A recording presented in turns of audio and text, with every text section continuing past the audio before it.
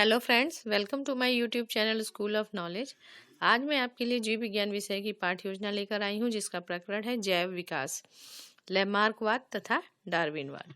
आइए देखते हैं कि जैव विकास के लिए पाठ्य योजना कैसे बनाएंगे। इसके लिए सबसे पहले हम लिखेंगे, सबसे ऊपर लिखते हैं पाठ्य योजना संख्या, फिर लिखेंगे छात्राध्यापक या छात्राध्यापिका का नाम, फिर लिखेंगे विद्यालय का नाम जहाँ से हम शिक्षण कार्य कर रहे हैं।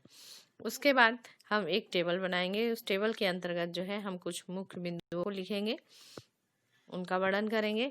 तो क्या क्या है वो मुख्य बिंदु है? दिनांक, कक्षा, विषय, उपविषय, चक्र और अवधि। उसके बाद हम लिखेंगे प्रकरण। प्रकरण हमारा है जैव विकास, लैमार्कवाद तथा डार्विनवाद। प्रकरण लिखने के बाद नंबर आता है उद्देश्य का। तो उद्देश्य, दो तरह के उद्देश्य की चर्चा करते हैं। एक सामान्य उद्देश्य जो कि सारे लेसन प्लान के लिए एक ही होता है, इसे मैंने सामान्य उद्देश्य को मैंने डिस्क्रिप्शन बॉक्स में दे दिया है। उसके बाद जो दूसरा नंबर आता है वो विशिष्ट उद्देश्य का। यहाँ पर विशिष्ट उद्देश्य 3 तरह के लिए गए हैं: ज्ञानात्मक उद्देश्य, बोधात्मक उद्देश्य और क्रियात्मक उद्देश्य। तो आइए देखते हैं कि ज्ञानात्मक उद्देश्य में कौन कौन से ज्ञानात्मक उद्देश्य हैं। तो इसके अंतर्गत हम लिखते हैं कि छात्र जैव विकास के बारे में जान सकेंगे और छात्र लैमार्कवाद तथा डार्विनवाद को जान सकेंगे। बोधात्मक उद्देश्य क्या है? बोधात्मक उद्देश्य के अंतर्गत हम लिखते हैं कि छात्र जैव विकास को समझ सकेंगे, छात्र लैमार्कवाद तथा डार्विनवाद के मुख्य सिद्धांतों को समझ सकेंगे। फिर तीसरा उद्देश्य है हमारा क्रियात्मक उद्देश्य।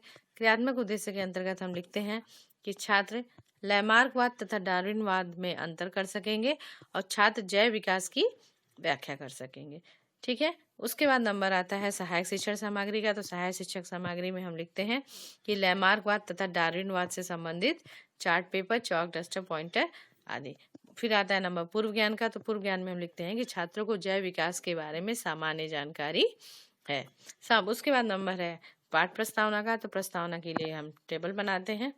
टेबल बनाने में शिक्षिका जो है प्रश्न करती है। शिक्षिका किस तरह से प्रश्न करेगी वो देखते हैं। कि शिक्षिका प्रश्न करती है कि हम लोग किस मानव की श्रेणी में आते हैं। तो शिक्षक बच्चे क्या जवाब देंगे कि आधुनिक मानव की श्रेणी में आते हैं। फिर हम यहाँ से आधुनिक मानव उठाएंगे और अगला क्वेश्चन बनाएंगे कि आधुनिक मानव का विकास किससे हुआ है। तो छात्र क्या जवाब देंगे? आदि मानव से हुआ है। फिर हमने आदि मानव उठाया, अगला सवाल बनाया कि आदि मानव की उत्पत्ति किससे हुई है। तो छात्र क्या जवाब देंगे कि बंदर से हुई है। फिर हमने अगला सवाल बनाना है कि बंदर से आधुनिक मानव का विकास किस प्रकार हुआ है। तो छात्र क्या जवाब देंगे? तुरंत हुआ या धीरे धीरे हुआ। तो छात्र जवाब देंगे कि क्रमिक विकास जो है धीरे धीरे एवं क्रमिक विकास हुआ है। ठीक है। उसके बाद अगला क्वेश्चन इसी क्रमिक विकास को लेकर पूछा जाएगा कि जीवों के इस क्रमिक विकास को क्या कहते हैं। तो छात्र क्या कहेंगे? इसे जैव विकास कहते हैं। फिर हम अगला क्वेश्चन पूछेंगे कि जैव विकास का प्रतिपादन या सिद्धांत से आप क्या समझते हैं। अब छात्र यहाँ पे मौन हो जाएंगे और यही हमारे लिए समस्यात्मक प्रश्न हो जाएगा और हमारा प्रकरण निकल जाएगा। जैसे प्रकरण निकल जाएगा तो हम उद्देश्य कथन करेंगे। उद्देश्य कथन में हम बोलेंगे कि छात्रों, आज हम लोग विज्ञान विषय के अंतर्गत जैव विकास, लैमार्कवाद या डार्विनवाद के बारे में विस्तृत अध्ययन करेंगे। उसके बाद नंबर आता है पाठ प्रस्तुतिकरण का। पाठ प्रस्तुतिकरण के लिए एक टेबल बनाएंगे। टेबल में जो है कुछ मुख्य बिंदुओं को लिखेंगे। कौन कौन से मुख्य बिंदु हैं कि क्रम संख्या, शिक्षण बिंदु, छात्राध्यापिका कथन, छात्र कथन और श्यामपट्ट कार्य। ठीक है। तो ये 5 शिक्षण बिंदु हो गए, 5 मुख्य बिंदु हो गए। अब हम शिक्षण बिंदु में पहला शिक्षण बिंदु हमारा है जैव विकास तथा लैमार्कवाद। तो शिक्षिका प्रश्न करती है कि जैव विकास से आप क्या समझते हैं। छात्र क्या है यहाँ पे मौन हो जाएंगे। छात्र जब मौन हो जाएंगे तो शिक्षिका स्पष्टीकरण देगी क्या कि कालांतर में जीवों की रचना तथा कार्य प्रणाली में क्रमिक परिवर्तनों द्वारा जीवों की उत्पत्ति को ही जैव विकास कहते हैं। जैव विकास के संदर्भ में 2 वैज्ञानिकों का सिद्धांत बहुत चर्चित है। पहला है लैमार्कवाद, दूसरा है डार्विनवाद। तो लैमार्कवाद क्या है? इस सिद्धांत का आधार बिंदु है कि वातावरण के प्रभाव या अंगों के उपयोग या अनुप्रयोग के प्रभाव से जीवों की रचना एवं कार्य प्रभावित होते हैं, जिससे कुछ उपार्जित लक्षण धीरे धीरे वंशजों में जाते हैं। इसके लिए उन्होंने एक जिराफ की गर्दन पर वातावरण का प्रभाव बताया था। लैमार्क के अनुसार आधुनिक जिराफ का विकास होने का कारण क्रमशः गर्दन तथा अगली टांगों का लंबा होना है, जिससे कि वह ऊंचे वृक्षों की पत्तियों को खा सके। ठीक था, ये था लैमार्कवाद। साथ ही साथ हमने इधर श्यामपट्ट पे भी दर्शा देना है इम्पोर्टेंट चीज़ें जो भी आपको लगती हैं। तो हमने यहाँ श्यामपट्ट पे लिख दिया कि इसे उपार्जित लक्षणों की वंशागति का सिद्धांत भी कहते हैं।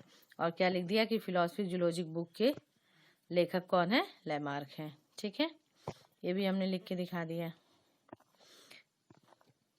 उसके बाद जो है हमने इससे रिलेटेड बोधात्मक प्रश्न पूछ लिया। बोधात्मक प्रश्न में हमने पूछा कि उपार्जित लक्षणों की वंशागति का सिद्धांत किसे कहते हैं, तो किसको कहते हैं, लैमार्कवाद को कहते हैं। छात्र जवाब दे देंगे। उसके बाद हम पूछेंगे कि लैमार्क ने किस जानवर का उदाहरण दिया था, तो छात्र ने किसका दिया था, तो छात्र जवाब दे देंगे कि जिराफ का दिया था। ये था हमारा पहला शिक्षण बिंदु। फिर हम दूसरा शिक्षण बिंदु शुरू करते हैं। दूसरा शिक्षण बिंदु है डार्विनवाद। डार्विनवाद शिक्षिका प्रश्न करती है कि डार्विनवाद से आप क्या समझते हैं, छात्र क्या है, मौन हो जाएंगे। फिर शिक्षिका स्पष्टीकरण देगी कि चार्ल्स रॉबर्ट डार्विन ने अपनी गहन सर्वेक्षण तथा उसके आधार पर निकाले निष्कर्षों के आधार पर जो परिकल्पना दी उसे डार्विनवाद कहा जाता है। डार्विनवाद के आधारभूत सिद्धांत निम्नवत है। पहला, जीवों में अधिक से अधिक संतान उत्पन्न करने की क्षमता का होना। जीवन संघर्ष। तीसरा, विभिन्नताएं तथा आनुवांशिकता। चौथा है वातावरण के प्रति अनुकूलन। और पांचवा है नई जातियों की उत्पत्ति। ठीक है, डार्विन ने भी अपने सिद्धांत को जिराफ की गर्दन तथा पैर को लेकर दी। डार्विन के अनुसार संततियां वातावरण में उपलब्ध भोजन, आवास एवं अन्य आवश्यकताओं के लिए संघर्ष करती रहती हैं। इस संघर्ष में वातावरणीय दशाओं के अनुसार उपयोगी जीव का प्रकृति खुद चयन करती है, इसलिए इस सिद्धांत को प्राकृतिक चयनवाद भी कहते हैं। ठीक है, उसके साथ ही साथ हमने क्या किया, इधर श्यामपट्ट सारांश पे भी लिख दिया कि डार्विनवाद को प्राकृतिक चयनवाद भी कहा जाता है। श्यामपट्ट पे लिख दिया। और क्या लिख दिया श्यामपट्ट पे, और हमने लिख दिया कि जीवन के लिए संघर्ष ज्यादा बल दिया गया। ठीक है, उसके बाद से रिलेटेड बोधात्मक प्रश्न पूछ लेंगे। बोधात्मक प्रश्न में क्या है कि डार्विनवाद को और किस नाम से जाना जाता है, तो किस नाम से जानते हैं, तो छात्र जवाब देंगे कि प्राकृतिक चयनवाद के नाम से जाना जाता है। फिर शिक्षिका प्रश्न करेगी कि डार्विनवाद में किस आधारभूत सिद्धांत पर ज्यादा बल दिया गया है, तो किस पे दिया गया है, संघर्ष पर या जीवन के संघर्ष पर ज्यादा बल दिया गया है। ठीक है, तो ये था हमारा डार्विनवाद। उसके बाद जो तीसरा शिक्षण बिंदु है जैव विकास के प्रमाण। तो शिक्षिका प्रश्न करती है जैव विकास के कौन कौन से प्रमाण मिले हैं, तो छात्र जब है यहाँ पे मौन हो जाएंगे तो शिक्षिका क्या है, स्पष्टीकरण देगी कि जीव विज्ञान के विभिन्न क्षेत्रों के अध्ययन से भिन्न भिन्न प्रकार के जीवों में संबंध दिखाने के लिए अनेक प्रमाण अब तक ज्ञात हुए हैं। तो पहला है शारीरिक संरचना तथा क्रियाओं से प्रमाण, जिसके अंतर्गत कौन कौन से बिंदु हैं, समरूप या समृद्धि रचना या समजात रचनाएं। फिर दूसरा है जीवाश्म से प्रमाण, और तीसरा है हमारा अवशेषीय अंगों से प्रमाण। तो ये था हमारा तीसरा शिक्षण बिंदु। अब इससे रिलेटेड जो है साथ ही साथ श्यामपट्ट सारांश पे भी हमने यहाँ लिख दिया कि दिखा दिया लिख के कि जीवाश्म का उदाहरण क्या है, डायनासोर, मगरमच्छ, मछलियां हैं।